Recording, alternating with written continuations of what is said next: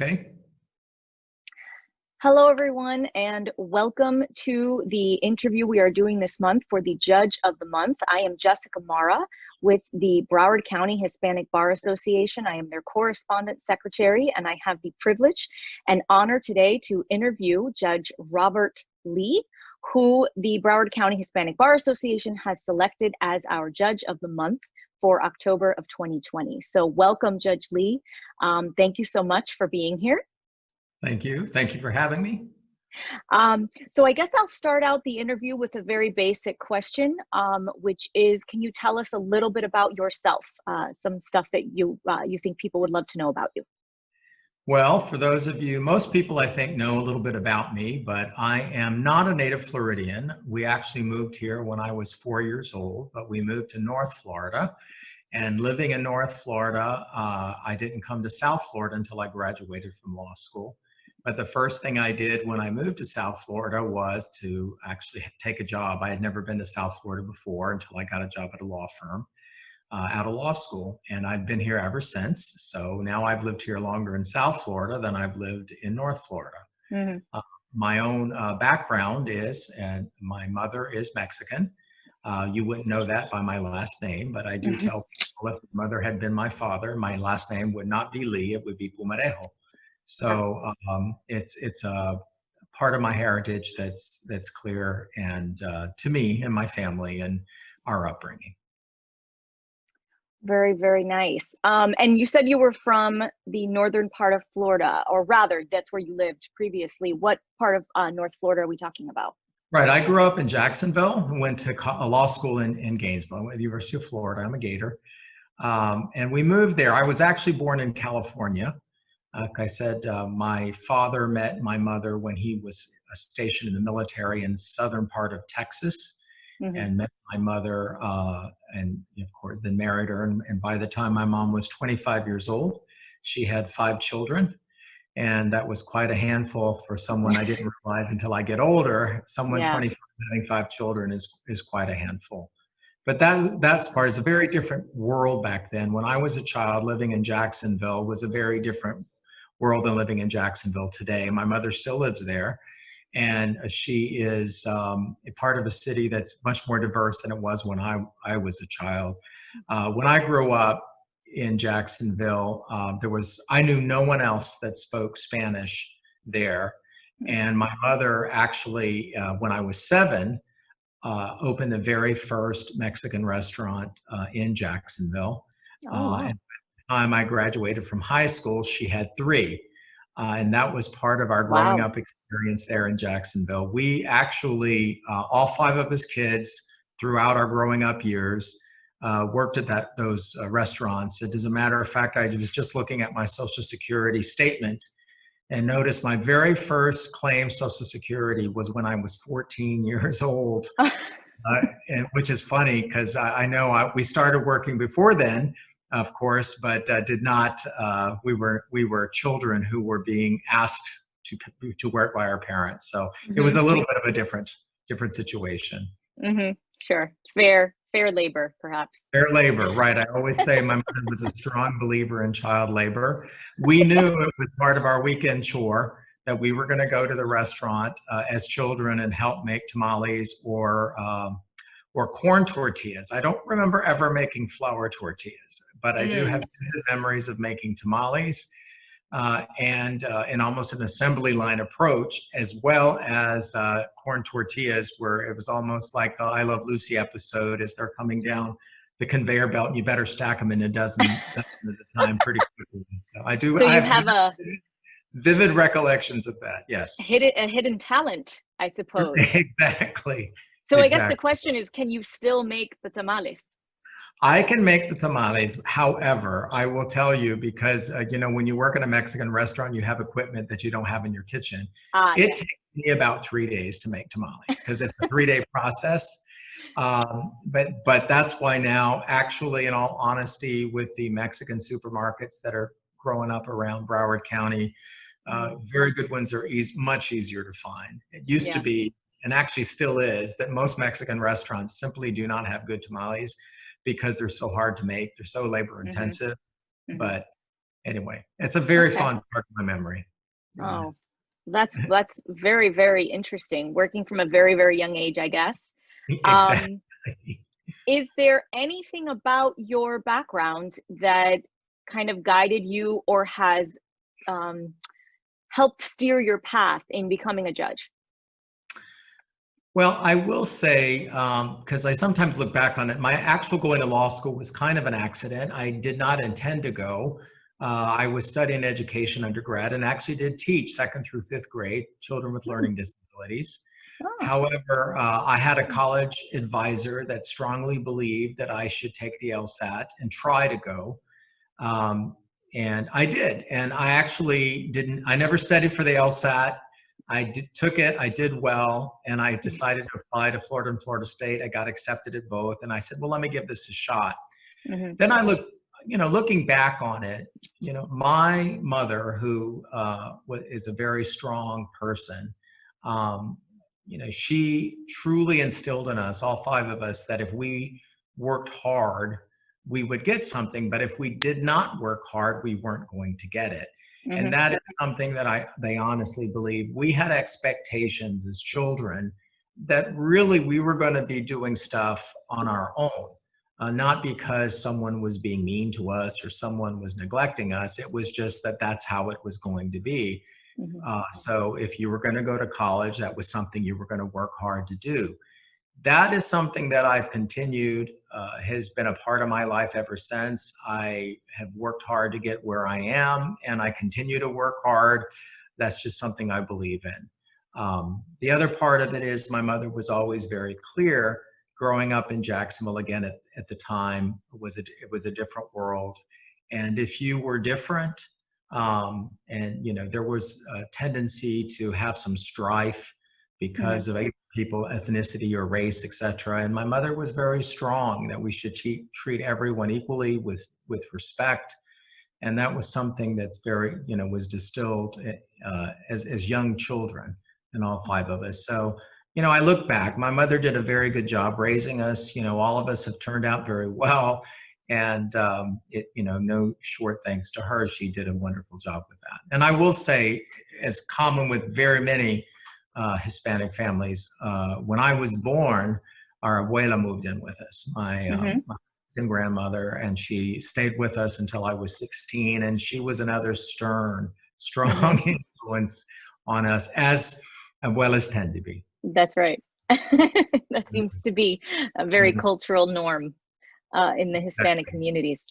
Um, and so, where are you in our courthouse, Judge? Can you just tell everybody a little bit about where you are and what you do? Okay, well, I'm in my 23rd year on the bench. I am serving now as the administrative judge for county court. That means that I supervise the 32 county court judges and the 20 civil traffic hearing officers. I set schedules, jury trial schedules when they return, Mm. uh, assignments for canvassing board for the big election that's coming up. I've been working very hard on that with the chief judge and working on a schedule of assignments because it takes about 4 full-time judges every week to work on Oh, the election. So we have a lot of things that we are that as an administrative judge that you handle.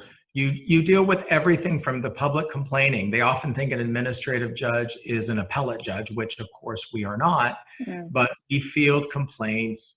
And I also deal with helping the chief judge. I sometimes say I'm the chief judge's emissary to the county bench. Mm-hmm. We have conversations about what we want to do. Now, I have presided in every division of the county court. I am now in the civil division. I handle a full-time assignment in addition to being an administrative judge. And that Oh, was a wow. procedure that the path was set with my predecessor, Judge Sharon Zeller. She had committed that if you're going to be an administrative judge, you need to know what it's like to have a full division. So it is right now a bit of a challenge. I say my days blend into nights and weekends and weekdays because it seems like we're always working on something. Yeah. But that's kind of what we do. And how long have you had that administrative role? I started working as a division chair under Judge Tobin when he was chief judge, but when Judge Tudor became our circuit judge 3 years ago, he tapped me to be his administrative judge, and I serve at his pleasure. Any of his administrative team serves at his pleasure. So for about 3 years now. Okay. Well, I'm sure he appreciates you, especially during these unprecedented times. Well, I know he does. We Yeah. talk every day. Oh gosh.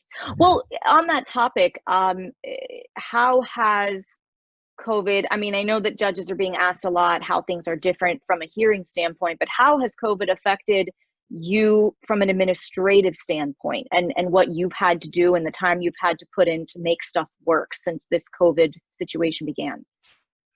Well, that, creating processes that will work is something that falls on the shoulders of an administrative judge. Yeah. Everything from, how are people going to pay traffic tickets? How are marriage licenses going to be issued? Things that we all took for granted that there was a process in place. Every time I think, and just like with the elections, although I am not on the canvassing board, I do get asked as administrative judge, how are you going to be handling certain things on the day of the election to make sure ballots processed in time and there's safety at the polls? So it is thinking. I sometimes say, I don't know that I can think anymore. Sometimes your brain gets full. And I says, I have so much going on that, when something new comes up, and something always does. We just had that new CDR order from President's administration dealing with evictions that now we have to read and process. Does it apply? How, if it applies, how should it apply? What process do we have in place to make sure that tenants and landlords get heard? So it's something from scratch. And then we know that the governor has a competing executive order, right? That every time we think we understand it, the month ends and a new one is issued. So that's really, it's more of dealing every day with the unknown, something new coming up. And are there any set plans, which is probably a funny question to ask, but any set plans for the future right now as far as what the future in our courtrooms is going to look like, do you think, at least, into 2021? Well, the Chief Justice, Justice Kennedy, who's the Chief Justice of the Florida Supreme Court, and the Supreme Court have in place a plan where every circuit has to meet certain thresholds before we can go to the next step. And we're still kind of at the bottom, where the phase one, and we're actually a little bit more strict than some of the other guidelines because we have so many more people that come into the courthouse at any given time, much less those working here. So we are having a meeting with all the stakeholders. I believe it's next Thursday to talk about the next step in the reopening of the Broward County courts, and see where we can go from there. The one area where we're just not certain at all is, of course, jury trials. Yeah. But other than that, we are moving forward step by step. Judge Tudor, our chief judge, is very cautious, and he wants to make sure that we do not contribute in any way to anyone getting ill or sick. It's been a challenge in our community, as you know, as well as the law enforcement community. Yep. We have a lot of our deputies that have gotten ill. So that's just something that is going to step by step. So I'm hoping by next Thursday, we'll have another little step along the way.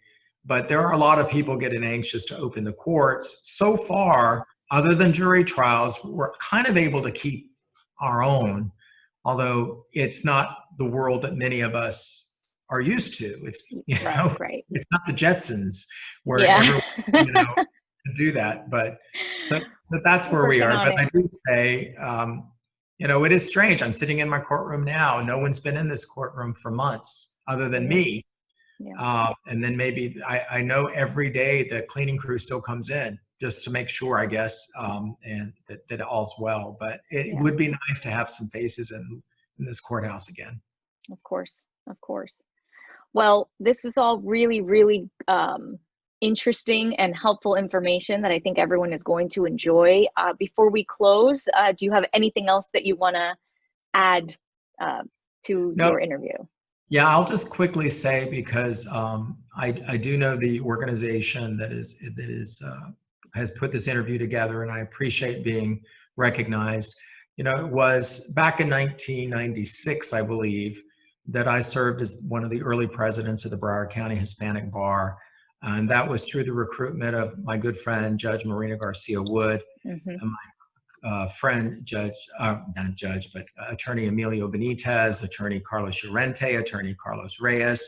Um, and we look back at a time when we were just really young attorneys who wanted just a fair stake in, you know, the goings on of the legal community in Broward.